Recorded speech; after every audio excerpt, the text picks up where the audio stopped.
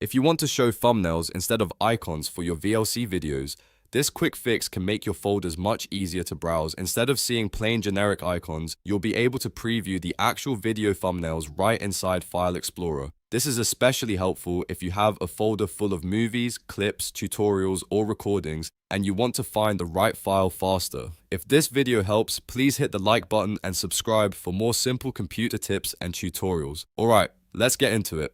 First, open File Explorer and go to the folder where all of your VLC videos are stored. You can do this by clicking the folder icon on your taskbar or by pressing Windows key and E on your keyboard. Once File Explorer opens, navigate to the exact folder that contains the videos you want to preview. Now, look at the top of File Explorer and click the View menu. This is where Windows lets you change how your files are displayed. You'll see different layout options, and this is the important part.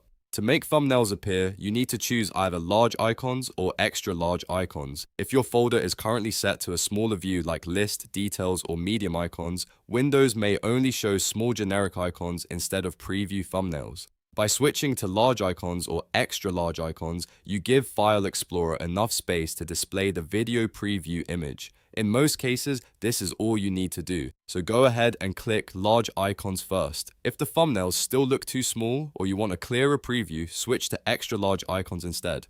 You should now start seeing the actual video thumbnails instead of plain VLC icons. That makes it much easier to identify your files at a glance. If you still don't see thumbnails right away, give File Explorer a moment to load them. On folders with a lot of videos, Windows may take a few seconds to generate previews. Also, make sure you're viewing the folder in a layout that supports thumbnails because list and details views usually won't show them. And that's it.